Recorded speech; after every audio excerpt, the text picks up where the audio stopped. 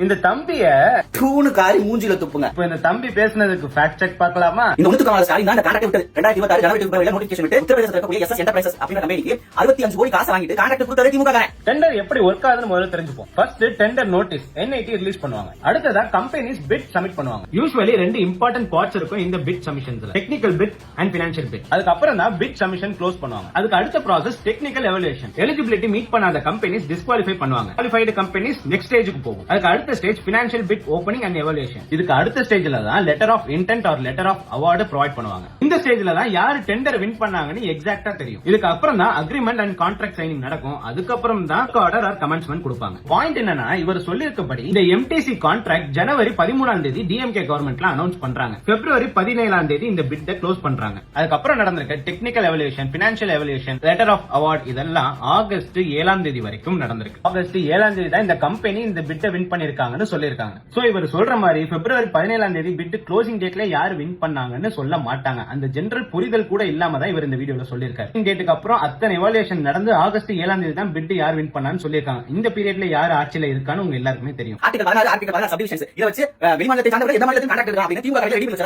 அப்புறம் இவர் சொல்லிருக்க ஆர்டிகல் 16/1 and 16/2 1950 இருந்தே நடைமுறையில இருக்கு. 1998ல டாக்டர் கலைஞர் அவர்கள் டெண்டர்லாம் டிரான்ஸ்பரன்சியா இருக்கணும், யாரு டெண்டர் எடுக்கிறாங்க, எவ்வளவுக்கு டெண்டர் போகுது, யாரு டெண்டர் வின் பண்ணிருக்காங்கன்ற டீடைல்ஸ் தெளிவா மக்களுக்கு தெரியணும் சட்டத்தை பாஸ் பண்ணிருக்காரு. அது 2000ல இருந்து அமலுக்கு வந்திருக்கு. இப்போ டிரான்ஸ்பரன்சி கவர்மெண்ட் சொல்லிட்டு இருக்க எல்லாருக்கும் காட்ஃபாதர் எங்க டாக்டர் கலைஞர். விஜய் என்ன திருத்தம் கொடுத்திருக்காரு அப்படின்னா, அந்த 1797 நடத்துனர்கள் தமிழ்நாட்டை சார்ந்தவர்களாக மட்டுமே இருக்க வேண்டும் என்று ஒரு திருத்தம் கொடுத்திருக்காரு. இவர் சொல்ற மாதிரி விஜய் அவர்கள் இந்த 1797 கண்டக்டரும் தமிழ்நாட்டை சார்ந்தவங்களா இருக்கணும் அப்படின்னு விஜய் அவர்கள் எந்த ஒரு இடத்துலயும் மென்ஷனும் பண்ணல, அபிஷியல் நியூஸும் இல்ல. சோ டிஎம்கே பீரியட்ல விட்ட டெண்டர் டிவிக்கு ஆட்சி காலத்துல எவலுவேஷன் பண்ணி வின்னர் யாருன்னு சொன்ன அந்த டெண்டர் குளறுபடியா தெரிஞ்சா மத்த டெண்டரை கேன்சல் பண்ற மாதிரி இதையும் நீங்க பண்ணிருக்கலாமே, ஏன் பண்ணல?